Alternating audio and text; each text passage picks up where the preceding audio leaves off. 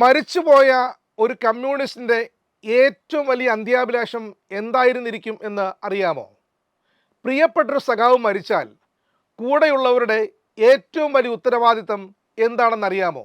ചെങ്കൊടി, അഥവാ അരിവാളും ചുറ്റികയും അടയാളപ്പെടുത്തിയ ചെങ്കൊടി പുതപ്പിക്കുക എന്നതാണ് ആദ്യം പറഞ്ഞ രണ്ട് ചോദ്യങ്ങൾക്കുമുള്ള പൊതുവായ ഉത്തരം.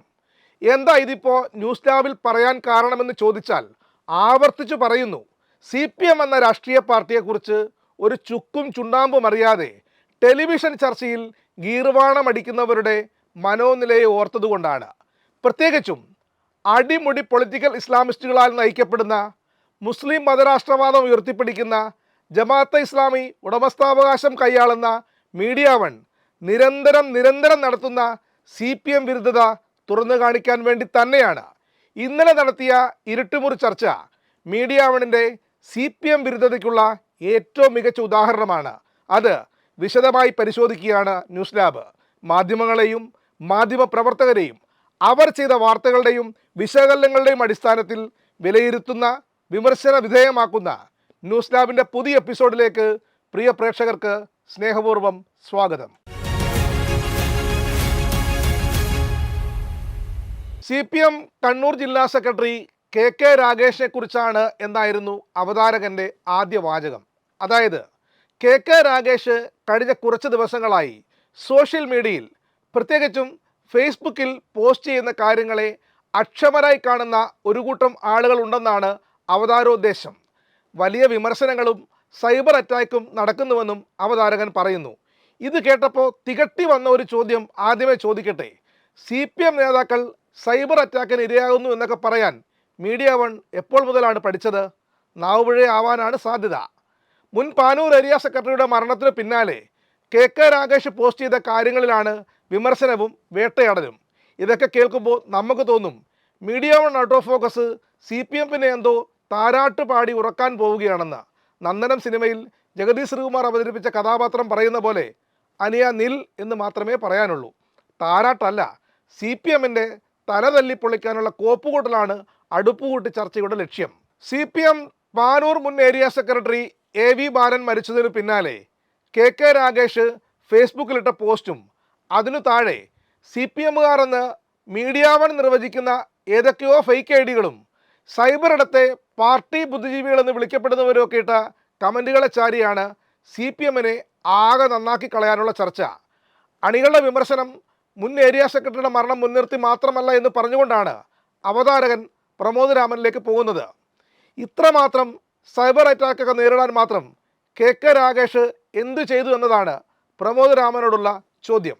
രാഗേഷ് എന്തെങ്കിലും കുറ്റം ചെയ്തതായി തനിക്ക് തോന്നുന്നില്ലെന്നാണ് പ്രമോദ് രാമൻ്റെ മറുപടി. അടുത്ത വാചകമാണ് അതിലേറെ രസകരം.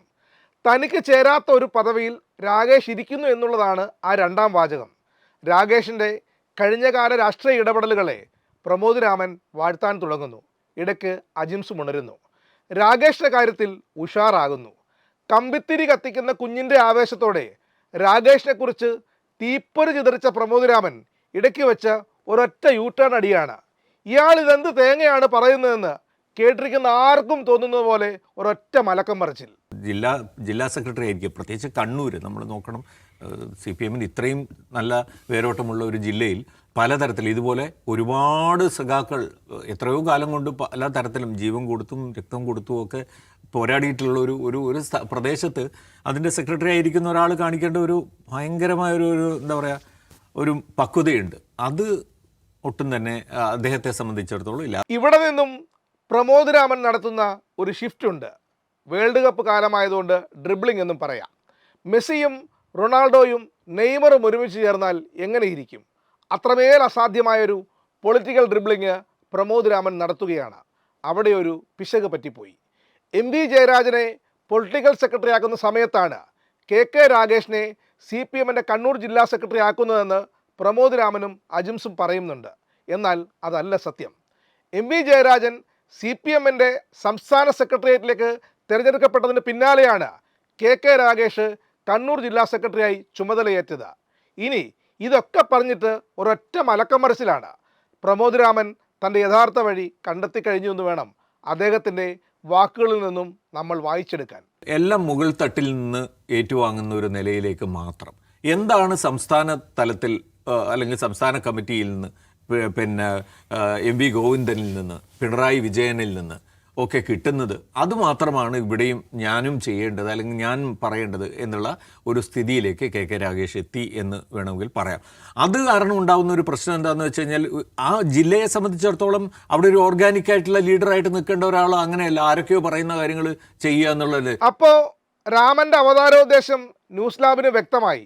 ഇനി അതിൻ്റെ പ്രയോഗവൽക്കരണ വഴികളിലേക്ക് രാമന്റെ വാക്കിദ്രഥം ഉരുളുകയാണ്. അതായത് സംസ്ഥാന നേതൃത്വത്തിൻ്റെ വെറും പിണിയാളായി പ്രവർത്തിക്കുന്ന ഒരാൾ മാത്രമായി രാഗേഷിനെ പ്രമോദ് രാമൻ തകർത്തു കളയാൻ ശ്രമിക്കുകയാണ്. പി കെ ശ്യാമളയുടെ സ്ഥാനാർത്ഥിത്വമടക്കം ആരോടാലോചിച്ചിട്ടാണ് സെക്രട്ടറി നിർദ്ദേശം വെച്ചതെന്ന് ടി കെ ഗോവിന്ദനെ ചൂണ്ടി പ്രമോദ് രാമൻ ചോദിക്കുന്നുണ്ട്. ഇനി പ്രമോദ് രാമനോ ടി കെ ഗോവിന്ദനോ അറിയില്ലെങ്കിൽ ന്യൂസ് ലാബ് ഒരു കാര്യം പറഞ്ഞു തരാം. സെക്രട്ടറി എന്ന നിലയ്ക്ക് ഒരു നിർദ്ദേശം മുന്നോട്ട് വയ്ക്കാൻ CPM-ൽ യാതൊരുവിധ പ്രശ്നവുമില്ല. അതായത് പാർട്ടി ഭരണഘടന പ്രകാരം പോലും സെക്രട്ടറി നിർദ്ദേശം വെക്കുന്നതിൽ തെറ്റുമില്ല, അതൊരു കുറ്റവുമല്ല.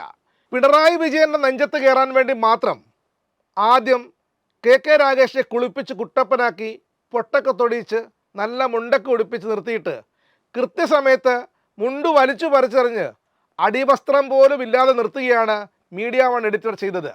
10-30 കൊല്ലമാകുന്നു പ്രമോദ് രാമൻ അടക്കമുള്ള മുഖ്യധാര പിണറായിക്ക് നേരെ കുരയ്ക്കാൻ തുടങ്ങിയിട്ട്. അങ്ങേരാണേൽ അതിനൊട്ട് പട്ടി വില പോലും കൊടുക്കുന്നില്ല താനും. പി കെ ശ്യാമളയെ സ്ഥാനാർത്ഥിയാക്കുന്നതുമായിട്ട് ബന്ധപ്പെട്ട് ജില്ലാ കമ്മിറ്റിക്കാണ് തെറ്റുപറ്റിയത്. ജില്ലാ കമ്മിറ്റി അത് സ്വയം വിമർശനപരമായി വിലയിരുത്തി, അത് സംസ്ഥാന നേതൃത്വം അംഗീകരിച്ചു എന്നാണല്ലോ എം വി ഗോവിന്ദൻ പറഞ്ഞിരിക്കുന്നത്. അതിനെ എതിർത്തുകൊണ്ട് ഇന്നലെ ടി കെ ഗോവിന്ദൻ പറഞ്ഞൊരു കാര്യമുണ്ട്, MLA പറഞ്ഞൊരു കാര്യമുണ്ട്. എന്താണ് ഈ പിന്നെ നിർദ്ദേശം അവിടെ വന്നിട്ടുണ്ടെങ്കിൽ അത് കെ കെ രാഗേഷ് അങ്ങനെ ഒരു നിർദ്ദേശം വച്ചു, ജില്ലാ കമ്മിറ്റിയിൽ നിർദ്ദേശം വെച്ചു, ജില്ലാ സെക്രട്ടേറിയറ്റിൽ നിർദ്ദേശം വെച്ചുവെങ്കിൽ അത് ആരോടൊക്കെ അഭിപ്രായം ചോദിച്ചിട്ടാണ്, ആരുടെ അഭിപ്രായം തേടിയിട്ടാണ് അങ്ങനെ ഒരു നിർദ്ദേശം വെച്ചത് അത് നമുക്കറിയില്ല. അപ്പോൾ അത് എവിടുന്നോ വന്നു എന്ന് വെച്ചാൽ സ്വാഭാവികമായിട്ട് നമുക്ക് പ്രതീക്ഷിക്കാവുന്ന പോലെ എം വി ഗോവിന്ദനിൽ നിന്ന് വരുന്ന രീതിയിൽ അല്ലെങ്കിൽ സംസ്ഥാന നേതൃത്വത്തിൽ നിന്ന് വരുന്ന രീതിയിലാണ് എന്നെ കാണുന്നത്. അങ്ങനെ പ്രമോദ് രാമൻ്റെ ഊഴം കഴിഞ്ഞു. അടുത്തത് അജിംസാണ്. കെ കെ രാഗേഷ് പിണറായി വിജയൻ മുഖ്യമന്ത്രി ആയിരിക്കുമ്പോൾ പൊളിറ്റിക്കൽ സെക്രട്ടറി ആയിരുന്നോ അതോ പ്രൈവറ്റ് സെക്രട്ടറി ആയിരുന്നോ എന്ന് പോലും ധാരണയില്ല. കാര്യമൊന്നും അറിയില്ലെങ്കിലും CPM-നെ 4 പറയാതെ ഇവർക്കൊന്നും ഉറക്കം വരില്ല. പൊതുവെ സൗമ്യനായിട്ടുള്ളൊരു CPM നേതാവാണ്. പക്ഷെ അദ്ദേഹത്തിന് ഏറ്റവും ഉയർന്ന സ്ഥാനത്ത്, ഏറ്റവും ഉത്തരവാദിത്തമുള്ള സ്ഥാനം എന്ന് പറഞ്ഞാൽ അദ്ദേഹം എന്തായിരുന്നു? അത് പിണറായി വിജയൻ്റെ പൊളിറ്റിക്കൽ സെക്രട്ടറി, അദ്ദേഹത്തിൻ്റെ ഓഫീസിൽ ഉണ്ടായിരുന്ന ഒരാളായിരുന്നു. Political secretary, private secretary? Political secretary അല്ല, പ്രൈവറ്റ് സെക്രട്ടറി. പി ശശി വരുന്നതിന് മുമ്പാണ്. അപ്പോൾ പൊളിറ്റിക്കൽ സെക്രട്ടറിയാണ്. അപ്പോൾ പ്രൈവറ്റ് സെക്രട്ടറിയാണ്. ഇനി അജിംസ് നടത്താൻ പോകുന്നത് പതിവ് പിണറായി വധം ആട്ടക്കഥയാണ്. ന്യൂസ് ലാബ് നേരത്തെയും പറഞ്ഞിട്ടുണ്ട്. ഇത്രയും ആത്മവിശ്വാസത്തോടെ വിവരക്കേട് പറയാൻ കഴിവുള്ള മറ്റൊരു അവതാരകനും കേരളത്തിലില്ല. അതിസമർത്ഥമായി നുണ പൂഴ്ത്തിക്കയറ്റുകയും ചെയ്യും അജിംസ്. നിയമസഭാ തെരഞ്ഞെടുപ്പ് തോൽവിക്ക് കാരണം പിണറായി വിജയൻ എന്ന പൊതുബോധ നിർമ്മിതി CPM സംസ്ഥാന കമ്മിറ്റിയിൽ ചെലവാകാതെ പോയതിൽ അജിംസിന് നല്ല ദണ്ണമുണ്ട്. ഈ പോഴത്തരത്തിലുള്ള മറുപടി അജിംസെ, വലതുപക്ഷ പാർട്ടികൾ പൊതുവേ പരാജയം വിലയിരുത്താറില്ല.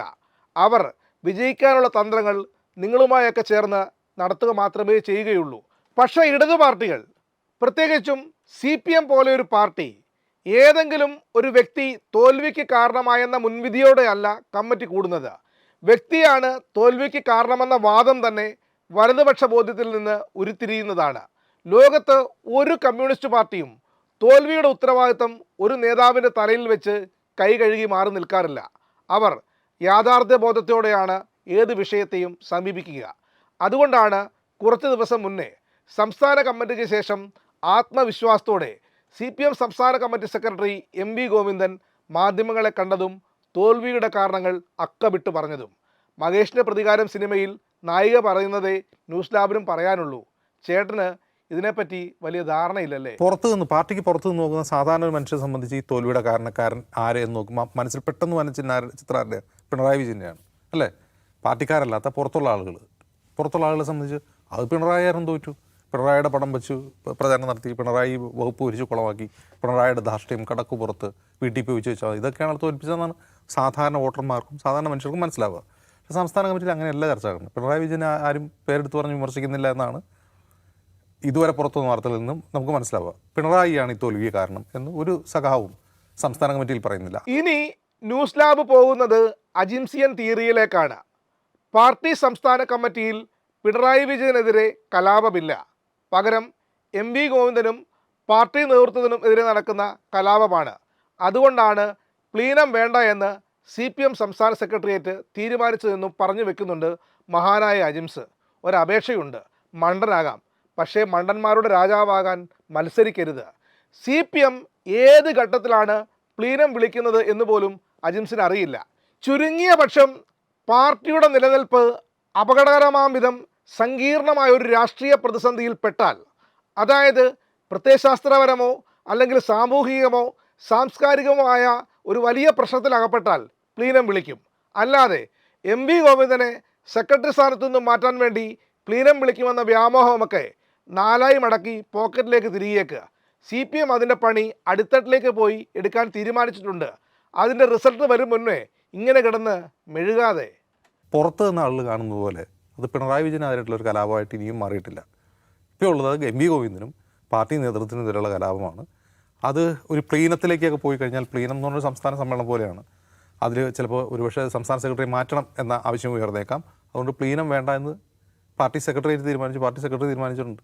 അപ്പോൾ ഇനി ഇത് എങ്ങോട്ടൊക്കെ ഇവോൾവ് ചെയ്യുമെന്ന് നമുക്ക് ഇന്ന് കാത്തിരുന്ന് കാണാം. കാരണം സഖാക്കൾ, അതായത് അണികൾ, പാർട്ടി മെമ്പർമാർ വലിയ തോതിൽ അസ്വസ്ഥരാണ് ഈ തോൽവിയിൽ നിന്ന് കരകയറി 2031 അധികാരത്തിൽ LDF തിരിച്ചു വരും എന്നുള്ള പ്രതീക്ഷ പോലും അസ്തമിക്കും വിധം പ്രശ്നം സങ്കീർണമാണ്. അത്രയും സങ്കീർണമായ പ്രശ്നം മറികടണമെങ്കിൽ ഞാൻ വിചാരിക്കുന്നത് CPM ഇതുവരെ ഉണ്ടാവാത്ത ഘടനാപരമായ മാറ്റങ്ങൾ വന്നേക്കാം എന്നുള്ളതാണ്.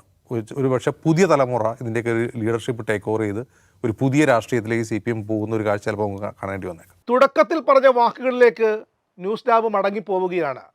മരിച്ചുപോയ ഒരു കമ്മ്യൂണിസ്റ്റിൻ്റെ ഏറ്റവും വലിയ അന്ത്യാഭിലാഷം എന്തായിരിക്കും?